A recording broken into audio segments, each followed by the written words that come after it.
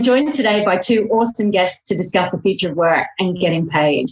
As somebody that has worked in the people, compensation and benefits space for most of my career, I am delighted to see this long overdue disruption happening around and to employee benefits, especially the increased focus that employers have had on employee support around financial wellness and money management. Considering 65% of most organisation spend is in employee wages and billions in working capital on the books, that intersection between the source of pay and increased flexibility is a burgeoning space. According to the new Capital One CreditWise survey, 73% of Americans rank their finances as the number one stress in life. 1.8 million Australian workers reported severe or moderate financial stress in 2020, and 66% of the workforce in the UK. Yet only around 45% of businesses in the US offer a financial wellbeing program to their staff, and only 1 in 5 in the US and the UK. With study after study showing that financial stress and employee performance are linked, thankfully one of the strong trends that we've seen post-pandemic has been this increased focus on employees' mental and financial wellbeing. The most recent health and wellbeing survey from Fidelity Investments showed that 77% of employees are planning to offer more resources to support financial health in the coming year. The other deafening narrative from the workforce post-pandemic centres around a new culture of choice. Employees are demanding options, personalised benefits, whether that's people working from home, going into the office, choosing their own hours, and even access to more work-related employee benefits. With the Great Resignation upon us, it's high time for employers to be providing that choice. So I can't wait to dig into this with two of our amazing guests here today to talk about how they and their business are offering exactly this: employees more choice, more flexibility, and more advanced financial education and support. So the three main topics that I wanted to sort of cover and dig into today a bit, preceded a bit with my intro. One is how you're both supporting and keeping up with the shifting landscape of employee benefits, post the pandemic. The importance of that future trend and how tech partnerships will help elevate and accelerate that. Also the competition in this sub-industry of sorts that you're both now in and what will come next. Listening or in that introduction, talking about sort of financial stress and wellness, I guess pay on demand services is a technology that's been around for a while now, and we've seen it come into play in North America and more so these days in Australia and the UK, and it's being adopted really quite quickly. Despite this, a couple of recent surveys, and one in particular, the CRPP study, surveyed over about 400 professionals, and only about 12% of them said that it was an attractive benefit for the workforce. I have a feeling that might come down to a lack of understanding of what earned wage access services are seeking to achieve. And so I wondered whether you could help explain the benefits from your perspective of the pay-on-demand solutions and, of course, StayZoom and the solution you offer, and how you set up to help rather than hinder. Yeah, I mean, we certainly don't see that internally as it relates to, people reporting the benefits of the service. I do think that the service is so incredibly new. It's easy when you're in the payment space or even when you're kind of on the cutting edge of new HR technology to see earned wage access everywhere and think that this is blowing up. And it is, but that doesn't mean that a lot of individuals have access to it still. Very, very few do. And so I think, to your point, like it is very much a lack of understanding. But we see definitely with the employers that do offer earned wage access, upwards of 30, 40, 50% in some cases of their workforce end up taking advantage of the service. And they do so because it leaves them in a better financial place, right? Like these are individuals that otherwise had no way of really smoothing out that paycheck to paycheck lifestyle. Or, they did have a way of smoothing it out, but it involved predatory loans, payday loans, overdraft fees. And so being able to tap into their earnings in advance of the regularly scheduled payday is something that we think is, a necessity, but also kind of a right. And so we're really working to make on-demand pay more popular, and I guess dispel some of those maybe misunderstandings around it, or to your point, why there may be, why some individuals might not think that it benefits them as much as it does, because it certainly does for those that use it.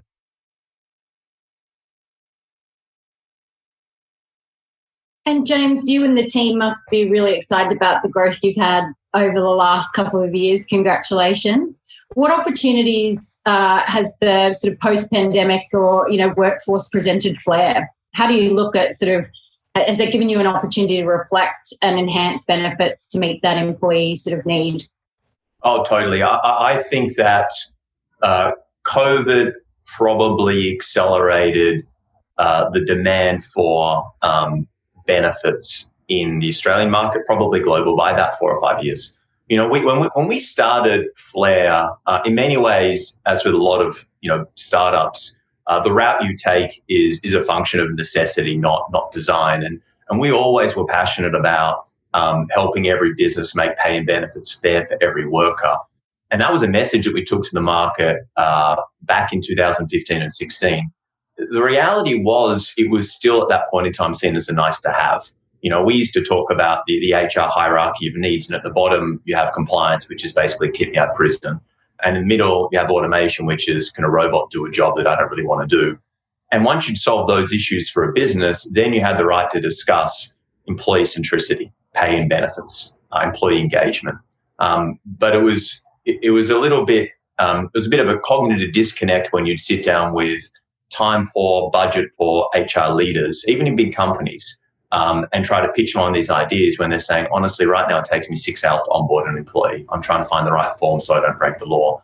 Can I please get those things sorted, and then I can come back and focus on actually engaging and helping these people be successful professionally. And that was kind of the story of Flair in those early days. That led us down the path of building out some awesome technology to support compliance and automation. It's still something that we do at a significant scale. But it also led us to look for other players in the space with whom we could partner, other players who were already solving those problems for businesses, which actually meant the businesses were ready to have the conversation around employee centricity, employee engagement, pay and benefits. For us as well, that was a massive growth vector. That took our network from maybe 150,000 employees at the end of 2019 to over 1 million at the moment. And also in terms of seeing new employees start work, we now see around about 1 in 4 Australians who start a new job do so with Flair technology. But the biggest shift, honestly, has been the last 12 months, where employers are now hearing from the market, whether it's the Great Resignation narrative, whether it is mental wellness or the challenges around mental health, but then also financial health. All of a sudden, pay and benefits, employee engagement has gone from being a nice to have, something that we can talk about, something that only big companies have the time and the expectations to provide, to much more of a burning platform. If I don't do this, I can't recruit. If I don't do this, I can't retain. It's really been, I think, an impetus for something that's very important for us, which has been the democratization of those benefits to every worker. And that's really exciting. That's really exciting because, like, as fun as it is to go through a sales process and pull out the case studies, pull out the data, Tate, I'm sure you got a ton of it, to show people the actual ROI on these things, it's much nicer when the demand is inbound, or when you pick up the phone and have a conversation, people say, yeah, you know what, that's actually something that's gone from 5th on my list to top of the list. So it's a pretty seismic shift, and the state of the art that will follow that, I think, is going to be really exciting. And I think that's something that we're excited, from our perspective, to partner with EML to deliver. Because the demand is there in a way that just hasn't been before. There's one really interesting thing there. You talked about kind of democratizing it for each and every employee, and that's something that we've really tried to structure our business for as well. So earned wage access, I mean, it's a brand new industry, and sort of this, even going beyond earned wage access, talking about the relationship of retention and turnover rates and recruitment efforts, and where a business is spending their resources and time on that. And specifically for us, how that relates to financial health and the kind of the relationship to financial health and the healthiness of a workforce, and the effects that can have on an employer. Those are typically insight, statistics, and services like earned wage access that are only normally available to large enterprise. And so, we share that exact same notion, which is like we wanted to create an earned wage access solution that was available to small businesses, and really target small businesses, right? And so, although there's many earned wage access solutions out there, they're meant for enterprise. They're meant for businesses that have the capacity to have a payroll administrator and have an HR professional dedicated to that one function. When the truth is like that's never going to scale for the general population. And the individuals that really need the service of, whether it be flexible HR tools, health and wellness, or earned wage access, those individuals are working at small businesses. I mean, small businesses make up 99.7% of businesses in the United States. And so for us, it kind of seemed like a really, I guess, just straightforward path to take if we wanted to make an impact on America's financial health. Yeah, and as a small my career has been in usually large conglomerates with the access to that kind of benefits and systems and resources. And I've certainly found over the last 5 years and now working for a smaller business, it's brilliant to see how many, whether it's the HR system, whether it's the add-on benefits like earned wage access that 5 years ago considered to be, really top scale, that are now accessible to so many more people.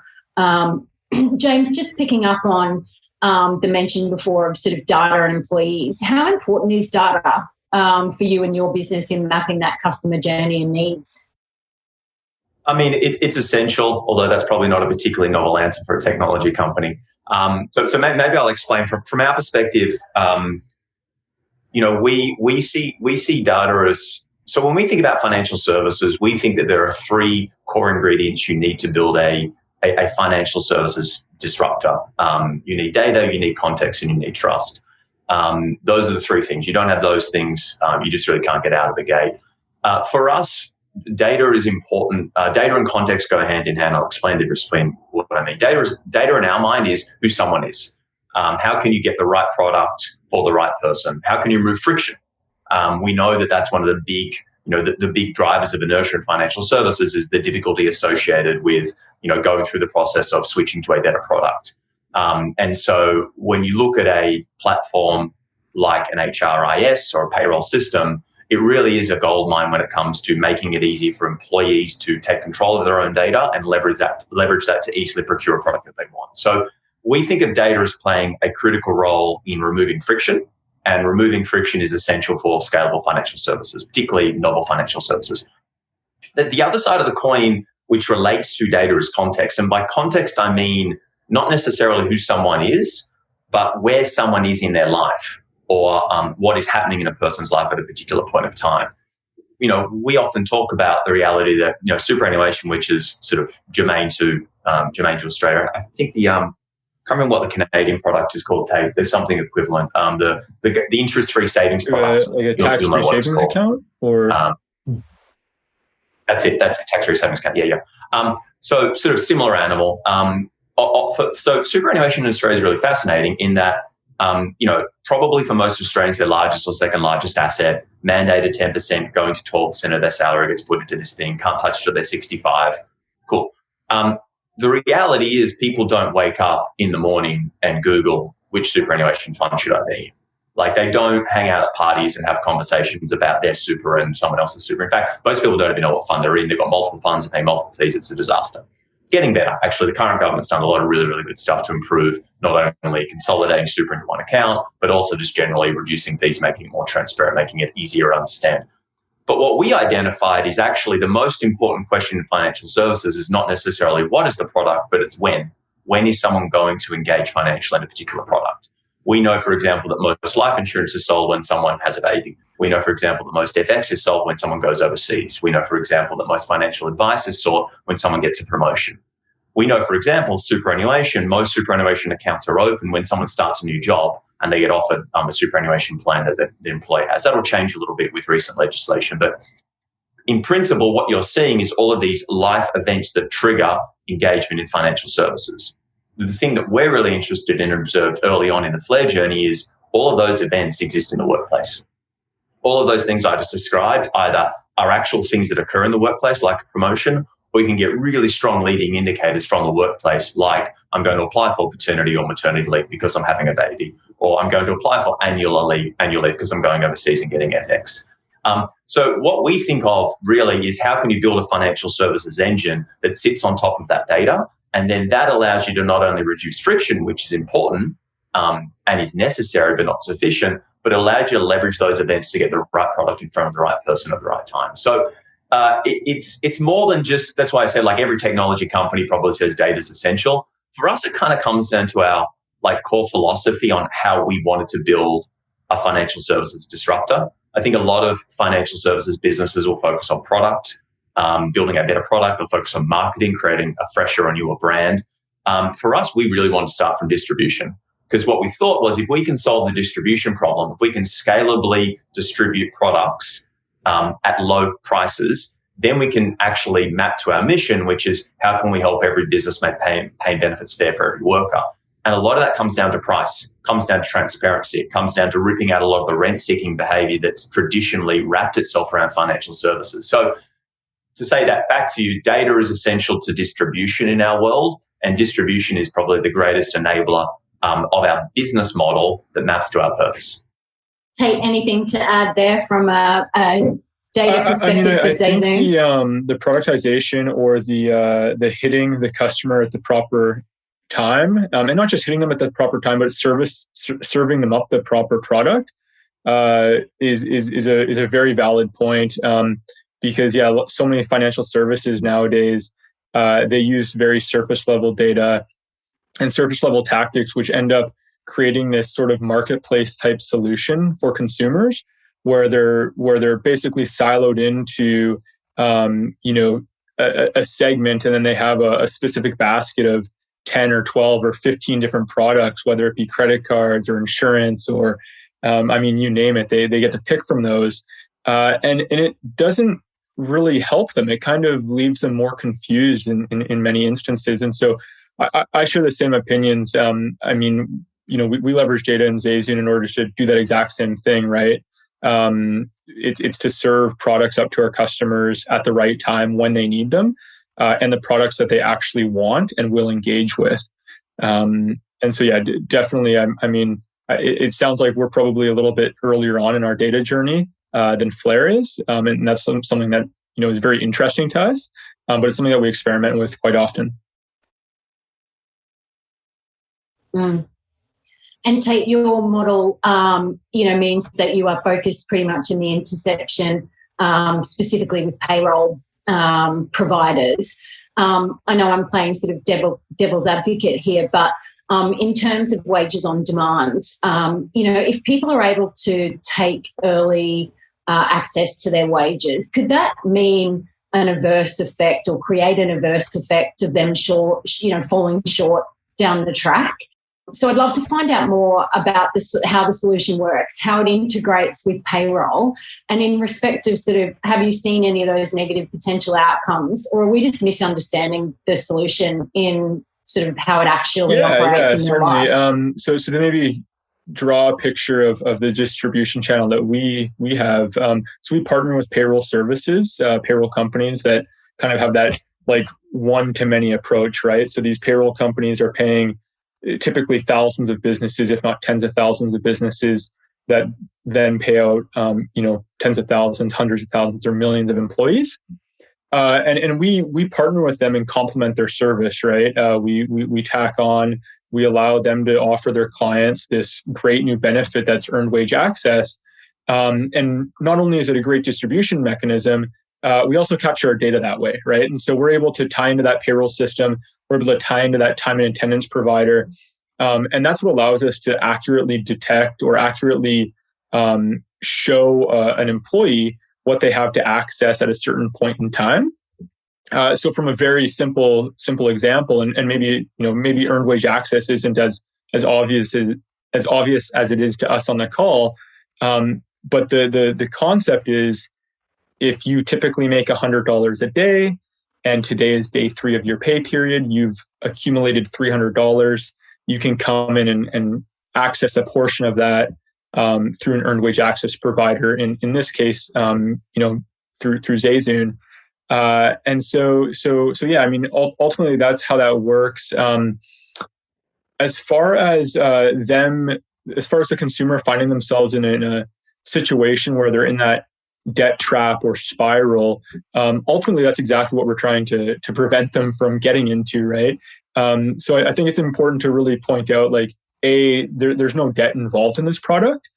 So unlike a typical short-term access to capital, whether that be an overdraft fee or a payday loan, there's a debt component there that's actually looking at future earnings of an employee, whereas earned wage access is purely giving them access to the pay that they've already worked for, but having it been paid for.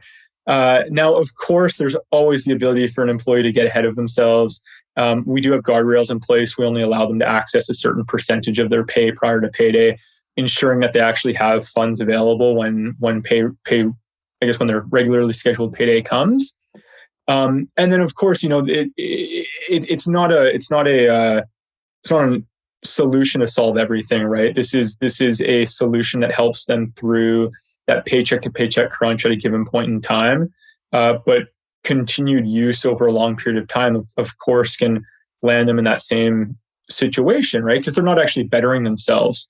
And so that's where like financial education, help with budgeting comes into play, and then other financial products, right? And so if that's a consumer that has an immense amount of debt at a high interest rate, for StayZoom, how can we serve them up other products that bring that effective payment down for them?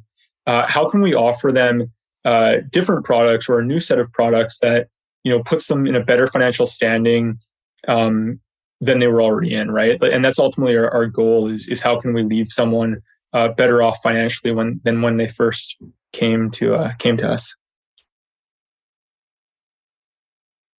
I'm always interested in how discussions around earned wage access seem to commence and why the presumption lands on the earned wage provider.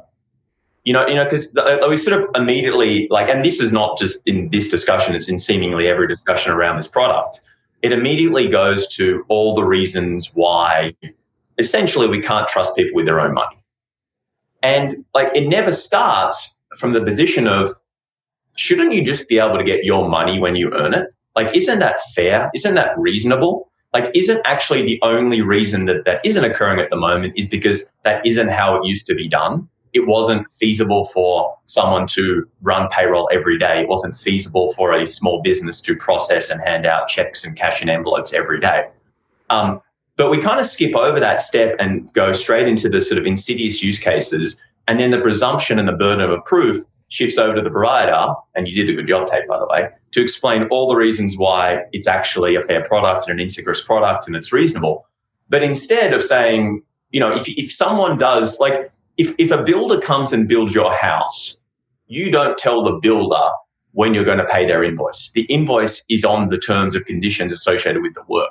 There's no such thing as earn work access where I can be I'll just give you the money when I'm ready to give it to you, unless you want it earlier than that, in which case, maybe I'll put, in that instance, there isn't a question that builder or a business is going to misuse their funds.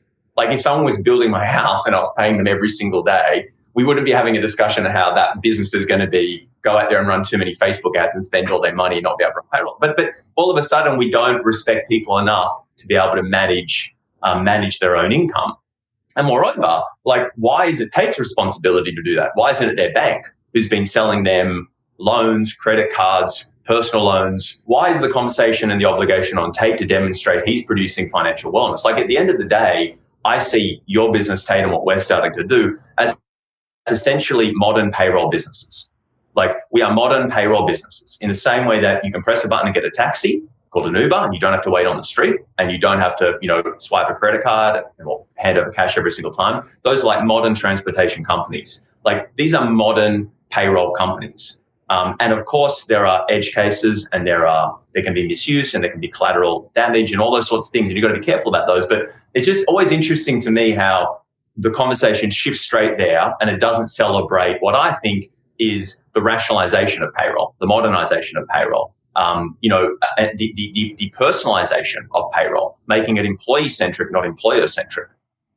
So sorry, I'll hop off the soapbox now, but I think it's a point that you can't miss in this discussion, that like this represents a seismic leap forward for payroll overall. And of course, there will be some challenges along the way, but let's not lose sight of like what this actually means for a whole lot of other things beyond just someone who needs to cash out, like to solve a particular short-term cash flow problem. That was, no doubt. I mean, I agree 100%. I wish I could articulate my thoughts as well as James can.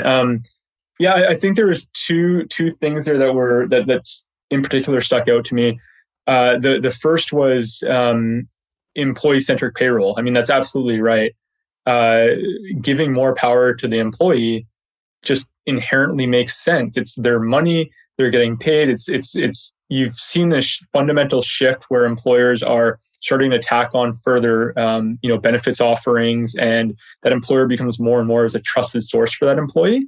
And rightfully so. And so I think having a platform that supports that is 100% makes sense. The other thing is your point about the business cash flow.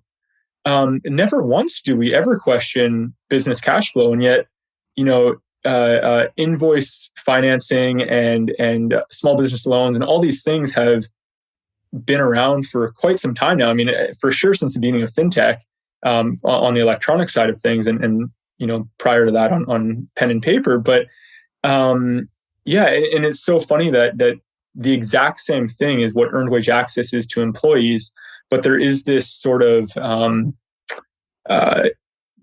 hesitation around giving employees the pay that you're right that they do deserve. Yeah, 100% agree. And I know that was a leading question, but it's systemic. The way that the banks and organisations have managed their own products and their own services, and it's a habit that it's paid at the end of the month after you've earned it at a time that's convenient for the organisation rather than the employee. Pleased to hear you say that, because I think that is how we need to shift the conversation so that it becomes normal, that we start to give people more access. And by the way, like it's more convenient for the employer, but that's not a bad thing. The employer hasn't had an option in the past, because I mean, ignoring their cash flow issues aside, the technology that's been there to support that, especially at a small business standpoint, right? Like if you don't have an individual that can write a check on a daily basis or process payroll on a daily basis, I mean, even if you could process daily payroll on a daily basis, the system itself can't support that. And so it's really thankfully we have these new infrastructures that are available that can facilitate payments in real time, but also empower the small business to take on that work or lack thereof, and offer their employees this great benefit. Yeah, technology is key. I remember I was in a hackathon about 5 years ago, and my group was tasked to come up with some new idea, and we chose sort of employee benefits. We created an app that allowed you to log in every time to see your pay in real time. You could shoot off annual leave to cash, or you could put more super somewhere, or you could cash something in on a tax-free gift card to be able to suit your life. And I remember everyone saying, oh yeah, that's really good. I think everyone would be up for that. But technology just didn't exist and wasn't sort of at the forefront. And I'm so pleased that it does now. You're both, work with EML, and we're delighted to have you in the sort of EML ecosystem. Keen to know a little bit more about what role tech partnerships play in your growth strategy, and sort of what you look for in your enabling partners. I can hop on first there. And so for us, and as it relates to EML and other payments providers, ultimately it's about giving flexibility to our customer, right? And so with EML, we're able to issue out a prepaid card to customers so they can access their pay via that way if they want to. That's especially helpful in the United States. There's a large portion of the population that's unbanked and underbanked, and so they might not have a card available. And so this, prepaid solution allows them to onboard with StayZoom and again access their funds in real time to that card. Same thing is true with other payments providers that we have, right? It's all about how can we issue funds to them as quickly as possible and in the most flexible manner as possible, whether that be to their existing bank account, in a gift card that they can spend at a grocery retailer, or through a prepaid card. That's really ultimately what we're trying to do, is give them access to their earned wages, but again in the quickest and best way possible. And so when we think about other technology partners, and again, going back to the conversation earlier around other product offerings that you can serve up to employees and hitting them at the right point in time and actually giving them things that they need, it really goes back to the mission, right? Like I know that sounds maybe cheesy, but it's completely true. Like it's providing employees, it's improving employees' financial health by way of responsible financial products, and making sure that we're tying back that financial health improvement. We're tying that back to the employer in a really tangible way, a way where they can see the increase in retention, they can see the increase in productivity, and an increase in the recruitment efforts, right? Or an improvement in the recruitment efforts. And so when we're partnering with a technology partner, or any partner for that matter, it's all about focusing on that end consumer and the effect that product is going to have on them, and then the ripple that creates throughout the ecosystem. Yeah, well said. I mean, I agree with all that. I'll make a slightly different point, probably just to make a different point, because I think that's exactly how we think about it as well. I think for us, partnerships, speed's important. Probably actually one point that I think is interesting is, maybe the biggest shift in financial services over the last probably 5 or 6 years has been, the unbundling of vertically integrated financial behemoths. And particularly the shift towards what we talk about as banking at the edges. How do you, every platform is now financial services business, right? That's sort of, I think a type of mantra that's been bubbling up, where you can start to see, all of a sudden, a checkout or a point of sale system can become a financial services platform with something like Afterpay and or buy now, pay later solutions. The reason I bring that up is that I think that has taught consumers to expect best-in-class experiences. I think before, the all-in-one nature of a bank or a financial services partner meant you everything could be 6.5 out of 10. And, that was just kind of what it was. I think what we've seen now is, people expect 10 out of 10 experiences everywhere they go. And if you can't give it to them, the fact that you happen to be their MFI or their bank of choice or a particular platform, they'll just go somewhere else because barriers to entry are so low. So I think for us, that's an important philosophy, because you need to rely on partners to deliver that best-in-class product for you. You're just not going to be able to do it. Like that's something that I've kind of learned a long time ago in technology. Probably made a bunch of mistakes on that. Like, find out what you can be really, really, really good at. Make sure you're always the best at it. Keep putting resources into that. And really don't move over into another stream of work unless you absolutely have to, unless there isn't a partner that can provide the solution in the form that you want. So we have a very strong preference for partnership. We have a very strong preference for finding people who've done it before and can help our customers experience a best-in-class product. So philosophically, it kind of starts there. And again, I think that's what makes EML such a really interesting partner. I think, the products and experiences that we're able to offer to our customers, they are not experiences or products that we can build to the level that an EML can. So philosophically, it's such a strong part of our DNA. In terms of sort of the future, I guess I'd ask you to use the sort of metaphorical crystal ball and I'd love to get a sense of sort of what predictions you both have when it comes to the future of employee benefits and how people get paid, and what you guys will be doing to contribute to that. Yeah, I thought you were going to ask for sort of generic predictions, Trump 2024 or something, which I was going to give you my opinion on that, but I'll stick to employee benefits. Tell me it's be sunny on the weekend. That's a little bit fun again. For me, I think it's going to be huge. So putting it, the comments I made earlier, I stand by those. I think you're going to see an increased focus on it. I think you're going to see corner shops all the way up to Fortune 100 companies will be held to similar standards when it comes to delivering value to employees through things like pay and benefits.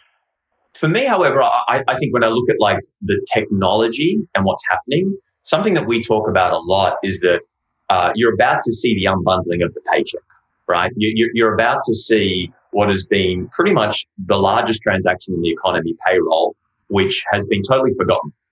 So many partners are focused on how dollars go out of a consumer's bank account into a business's bank account. That's where you've seen pretty much most of the, the major unicorns that have been created over the last 5 to 10 years have been all around the spending side.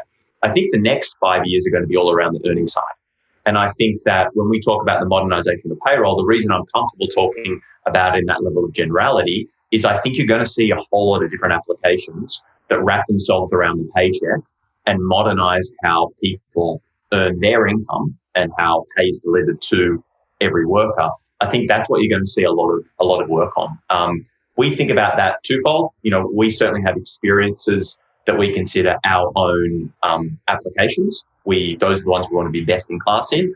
But we also see ourselves being a platform. We also see ourselves partnering with other people to deliver pay-related experiences. And I think you'll see a lot of that as well. I'm interested in your perspective on this tape, but even talking about, I think what sounds like a really smart strategic move to kind of go to these, mega payroll partners who get you into other payroll systems, who get into businesses, who get into employees.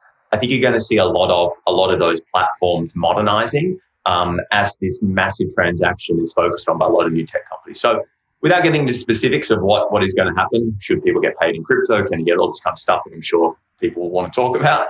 I'm not going to say anything of that. I just think you're going to see a lot of focus, a lot of venture capital dollars put into this space, a lot of great companies created in this space, and really you're going to see those experiences modernized. Yeah, I don't know if I have a whole lot to add to that. I mean, I agree. And you are already seeing a lot of that. Like Plaid announced a couple months ago, basically Plaid for payroll, right? The ability to start aggregating payroll data.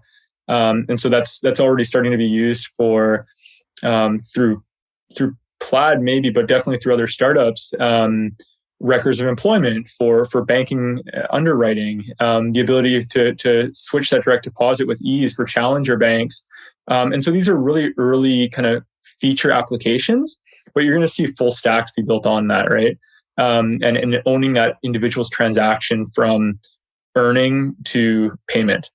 And so that's going to encompass bill pay. It's going to encompass getting paid and where, what merchants that gets expended to. So I 100% think that, that's going to be a major theme. I think the employee-centric payroll is going to be more of a theme as well, giving the power to the consumer. I think you're seeing a lot of that theme emerge in things like the Great Resignation, where individuals now expect more from their employer. They want more from their employer. And if they don't get it, they'll go to the employer across the street or they'll try to make some money in the stock market or in crypto or online as a freelancer, right? There's a lot of availability for capital now for employees to kind of dip their hands into, I suppose. And there's also a fundamental shift occurring right now from the boomer generation to children, right? So you're seeing a massive wealth transfer. All that to say, I think there's a lot more power in the hands of the employees than there ever has been. And so my prediction is, again, they're expecting more from their employer. I think financial health is going to be a big expectation from the employee. And I think employers are going to live and die by their ability to offer financial health. And I kind of use financial health in this, all-encompassing term, but being able to offer financial health benefits and platforms.